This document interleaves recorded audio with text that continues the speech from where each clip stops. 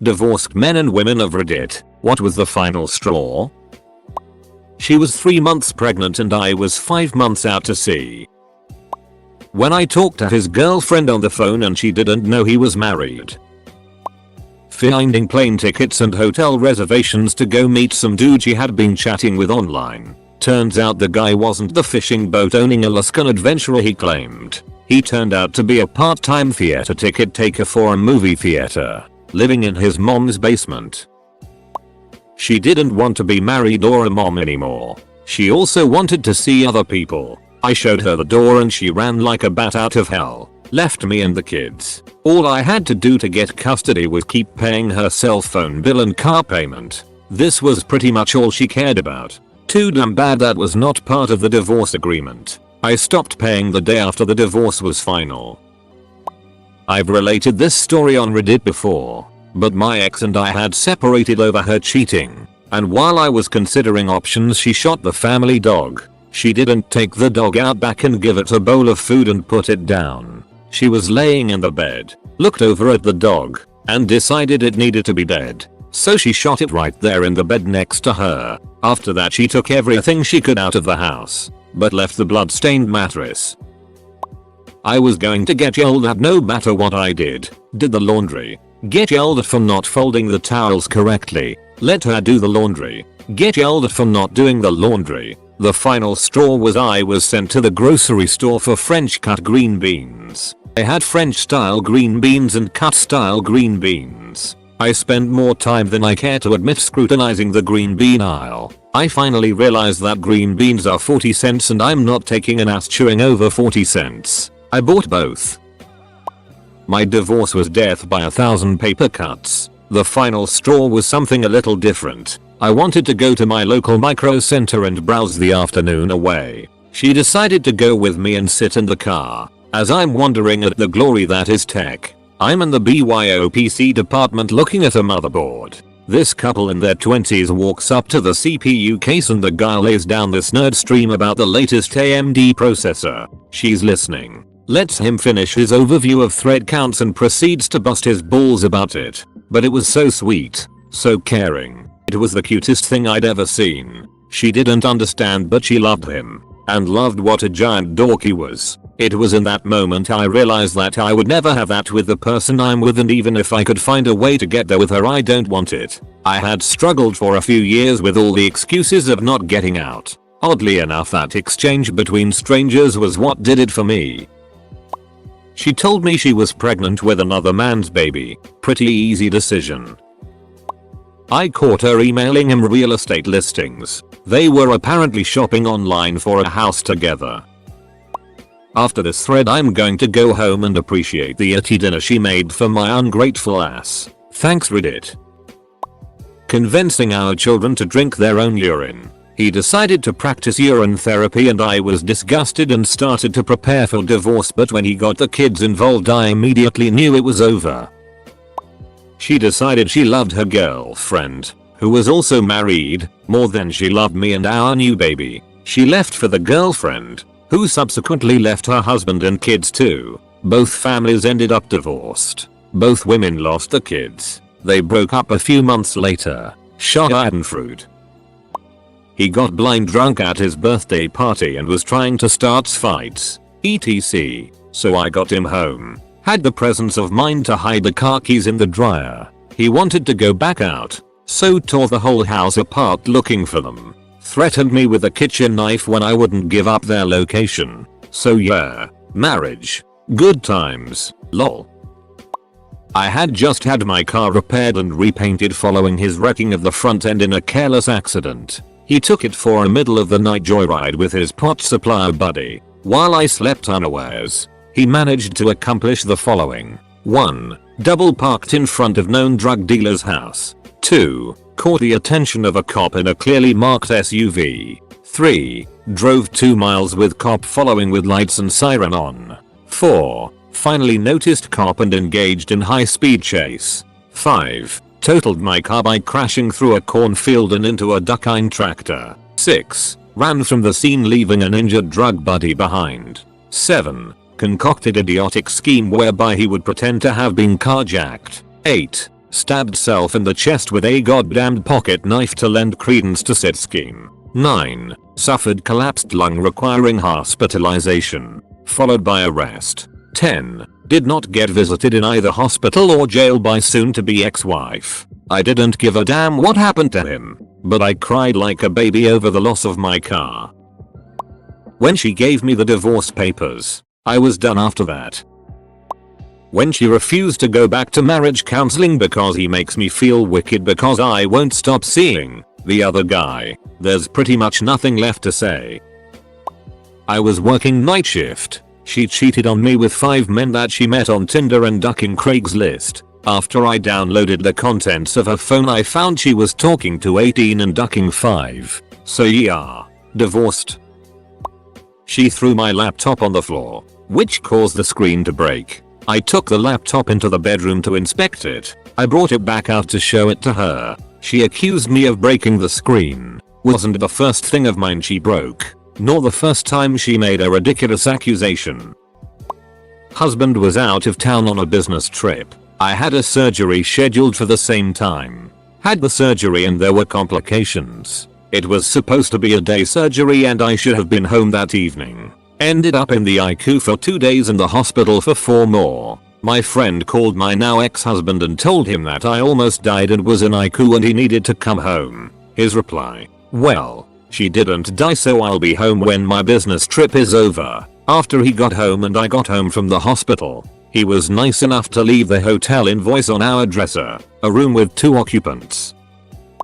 It wasn't the final straw, but it was the first time divorce was mentioned. And it was the first time we admitted openly that we both wanted out. We were playing a Dan type board game and his character walked into a trap I'd set and took a massive amount of damage. He tried to institute his own version of take backsies, and when I refused because we were adults and he was cheating, he knocked the game board over and yelled, "That's it. That's the straw that broke the camel's back. I wanted divorce." Sadly, we worked things out and continued on through more miserable years until I eventually called it quits due to his online dating and his controlling behavior. That game still has a special place in my heart, though. There were 2 things that stuck in my mind I just couldn't get past, but it was a lot of different things. I guess these 2 were the nails in the coffin. 1. Birthday dinner for my father-in-law. 5 minutes before we are leaving for dinner my ex tells me, "Oh, dinner is just for our immediate family." I thought I was his family. It was very heartbreaking. 2. I spent a month caring for my dying grandmother, one of the most treasured people in my life. I was exhausted and devastated by the time she passed. I don't even remember the conversation, just his response of, "I really need your support right now. Your grandma's death really messed me up." I realized I was alone in my marriage and that it wasn't ever going to change. I had to walk away for my own health and sanity. She filed for divorce and then fled to another state. He tried to kill my 8-month-old kitten by throwing it through a wall in our apartment. His reason: the little asshole wouldn't stop meowing.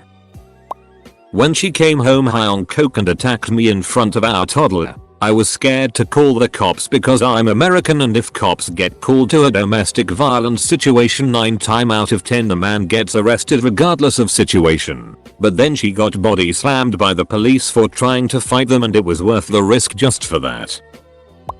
When my ex started threatening me and physically assaulting me in front of my kid, he also threatened to kill me if I left, and I believed him. Fortunately, I suppose, he was also sleeping around and found the perfect woman. So then he filed for divorce on the fast track and actually gave me a pretty decent deal on the property settlement custody agreement. Finding a video of her with the guy she was having an affair with. Loved how it's never their fault and cheaters always refuse to take responsibility. She left her email logged in on my laptop and we both used Gmail. He was also married and he and his wife had a kid. I never said anything to her since my ex is incredibly vindictive and didn't feel like dealing with the blowback as I had enough going on with the divorce. Can only imagine if that bombshell was dropped now. Looking back now, she did my favor. I have a great life now. She didn't want to have to worry about coming home. She would sleep all day. We pulled up next to her truck one day and the guy was just glaring at me, then he peeled out and ran the red light. I asked her, you know that guy? She replied, yeah. We worked together, found out she was sleeping with this guy. I left soon after. She told me to take the kids because her new man, didn't want kids. I left with a 9-month-old, a 1-year-old and a 5-year-old. That was 10 years ago. She killed herself last weekend. My oldest is so angry. My boy is heartbroken, he will never get to talk to her anymore, and my youngest, my precious little girl, is devastated. It's so hard to understand how someone can do anything that she has done, and I am completely lost. When it finally hit me that the impact of killing myself would be the push needed for my mother to die too. That my cat would get sent back to a shelter. My 14-year-old dog would never have another forever family. And my mother's 2 cats would probably eat her body and be put down for it. Up until that point I was willing to put up with being cheated on. To this date I've learned of 5 different women. The emotional manipulation. Not being allowed to have friends. And developed a particularly rough eating disorder. But that was all happening to me. I wasn't all that important in my own head. But nobody gets to hurt my mom. I've since recovered from the self-harm and eating disorder. Gained about 15 points and am working towards another 5 by the end of the year. Cut all contact and got a divorce and am in an amazing relationship with my childhood boyfriend. Plus now I have a happy little family of 3 arsehole cats and my dog will be 17 soon. Ugh. I gotta get off this thread. He married someone else while he was married to me. Final straw. Physical and emotional abuse. Loss of consortium. And finally the painful punch to the gut when you finally need your spouse for the first time in a decade. And find out she's not there for you at all. In any context. When one of my husband's many girlfriends actually came up to me, apologized and said, "He told me that you knew about me, and that you had an open marriage." I was already planning on leaving him. Because of the infidelities. She just made me move all that much faster. She spent a week away with some guy from work. And it was something I should have questioned more if I genuinely loved her. When she returned, she basically said that she was in love with this guy and that she would move to the spare room. It was perfectly amicable. We'd just exceeded our shelf life, so to speak. We both met someone else. And never looked back. I decided to go to college and get my degree. He refused to get a job to help. Fine. But at least keep the house up. Nope. Turns out I was expected to work 8 hours. Then go to school for 8 more. Then come home and cook. Clean. Do his laundry. Run him around town. And give him zixy time. I realized at that moment he didn't really give a damn about me the way a husband should. For about 3 months already he would only be home for 10 minutes after I got home from work. Just long enough to say hi to me and our infant son before taking off to party with friends until God knows when. The final straw when he thought it was acceptable to disappear for the entire weekend and get mad at me when I went looking for him. He had a seizure disorder and schizophrenia, so when he went missing in the past, happened multiple times, I had to go looking for him to ensure he was safe. Oh, but F me for worrying. Good riddance. Mine ended over a 3-way we had. Me, her, and her work laptop. Every damn night in bed. My mum and dad's marriage finally ended when he burnt the pancakes on Pancake Day. He left the next day. Our best couple friends hired him to redo their wood floors. He strung the job out 3 weeks with no progress until they caught him watching porn on their big screen. In the fallout he lost his day job for watching porn there. My husband and I were separated. I kept going back and forth thinking we could work out our issues. When we had sex he would always put a condom on. He initiated sex. I realized he didn't put one on and he wouldn't stop after I asked him to. He finished and I was crying my eyes out. He kept talking about how a baby was now going to keep our family together. Thank God for Plan B. I lost all love and respect I ever had for him that day. When he told me that we were too young when we met, 21, and that he never got to live a bachelor lifestyle. He wanted to take a break so that he could date around and get it out of his system, then we would get back together. This happened about a month after we got married. Lived together 9 years. Married for 6 months. Marriage only lasted so long because he realized that he wasn't attracting the dime pieces he thought he would and dragged his feet signing paperwork. The final straw for me was during an argument one night over something insignificant. My wife looked at me and said, "Our relationship works because I lie to you." I was livid. I stood there, my jaw wide open. After I regained my composure, I asked her what she said. She repeated it, and at that moment, after 4 years, I knew there was no hope for it. Our relationship was dead. Now she is trying to come back and tell me she loves me and how things will be better if I just give her a chance. I told her it's never going to happen. I will not change my mind and will never take her back.